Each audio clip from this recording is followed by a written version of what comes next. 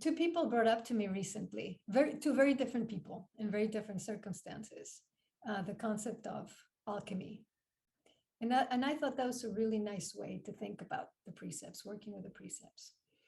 So alchemy, as you know, is essentially transformation, right? It's turning the base into the noble. And really like masters did in that yard that day, right? A punch in the face from a perspective, understanding, was actually a noble act. And so, at first, as I was preparing for this, I was going to say, well, the precepts are not magic. They're not magical. But actually they are.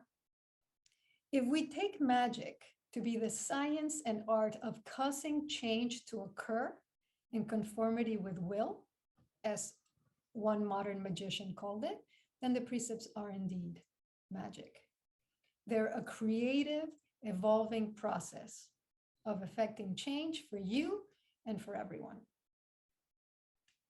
And I want you to think about it this way. I want you to be excited about studying and practicing the precepts, right? Rather than thinking, oh my God, this is just a list of to-dos and at least a list of what not to do.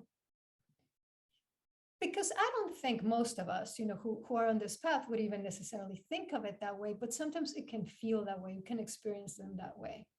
What do you mean I can't talk about other people? What if they're really bad? What if they're really mean? What do you mean I can't elevate the self and put them down? I mean, just a little bit, Well, what do you mean I can't lie? I mean, if it's a little lie to protect somebody, what do you mean I have to be generous? Do I have to be generous all the time? And I think it's at those moments when we start to see them as strictures, as limiting, that they become limiting.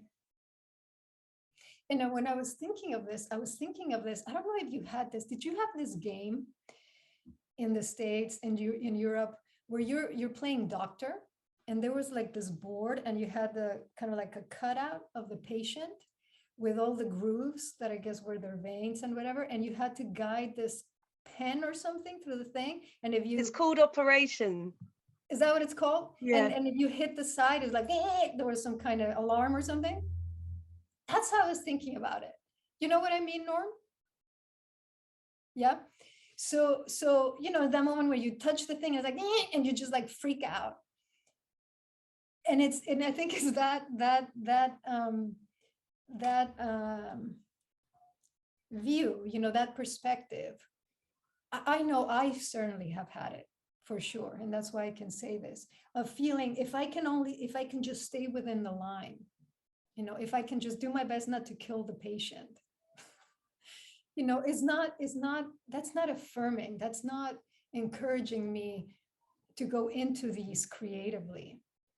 It's not asking me, not just how do I not kill, but how do I truly affirm life?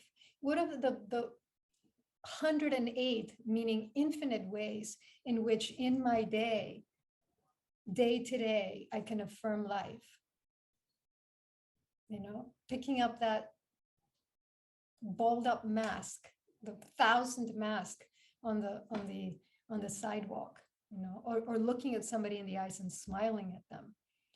What are the ways in which, small and large, in which I can affirm life? And if you think about it this way, I mean, if it is a creative project, then it's so much more appealing, so much more, well, hopefully even exciting.